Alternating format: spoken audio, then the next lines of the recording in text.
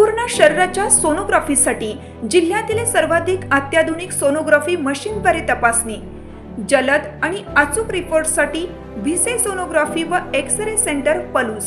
संपूर्ण शरीराची सोनोग्राफी, सर्व pregnancy scans, foetal 3D 4D scan, colour Doppler, digital X-ray, elastography, anomaly scan यासह दर गुरुवारी 2D इकोची सुविधा।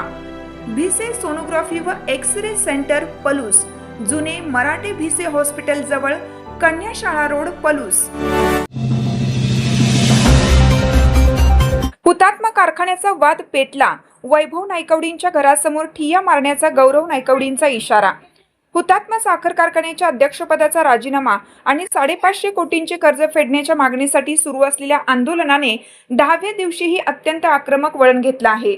अध्यक्ष वैभव नायकवडी यांनी अद्याप आंदोलनाकडे पाठ फिरवली असल्याने आता आंदोलकांनी आपला मोर्चा थेट त्यांच्या निवासस्थानाकडे वळवण्याचा निर्णय घेतला आहे। गौरव नायकवडी यांनी प्रशासनाला आणि कारखाना व्यवस्थापनाला ठणकावून सांगितलं आहे की वैभव काका यांना उद्या गुरुवारपर्यंतची मुदत दिली जात आहे। जर ते शेतकऱ्यांसमोर आले नाहीत तर सर्व सभासद आणि आंदोलक ते राहत असलेल्या कारखान्यावरील घरासमोरच ठिय्या मारून बसतील। गौरव नायकवडी यांनी यावेळी घणाघाती आरोप करताना म्हटले की ज्यांनी कारखाना उभा करण्यासाठी नागनाथ अण्णांना साथ दिली तीच निष्ठावंत मंडळी आज रस्त्यावर उतरली आहेत।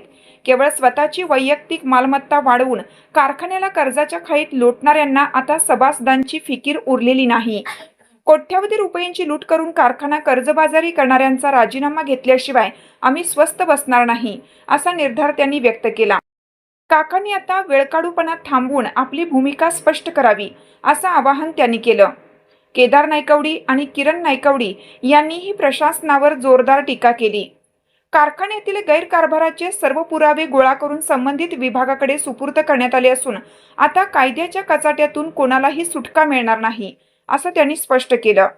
दरम्यान ॲडव्होकेट वरुणराज माने यांनी कायदेशीर कारवाईची माहिती देताना सांगितलं की हुतात्मा बझारने ॲग्रीनित्यम कंपनीशी केलेल्या संशयास्पद साखर व्यवहार प्रकरणी साखर संचालनालयाकडे तक्रार दाखल करण्यात आली आहे। या व्यवहाराचा ससेमिरा आता वैभव नायकवडी यांच्या मागे लागणार असून 4 मे रोजी होणाऱ्या चौकशीत अनेक धक्कादायक बाबी समोर येण्याची शक्यता आहे। या आंदोलनामुळे वाळवा परिसरात खळबळ उडाली असून उद्याच्या इशाऱ्याकडे सर्वांचं लक्ष लागलं आहे। तुम्ही आम्ही हे सगळं आपलं व्यवस्थित करायचं म्हणून जर ह्यामध्ये उतरलो तर हे चांगले दिवस येतील। वेगवेगळ्या बाजूनं वेगवेगळं फिरवी बोलणं सगळं अस्थिर झालेलं आहे।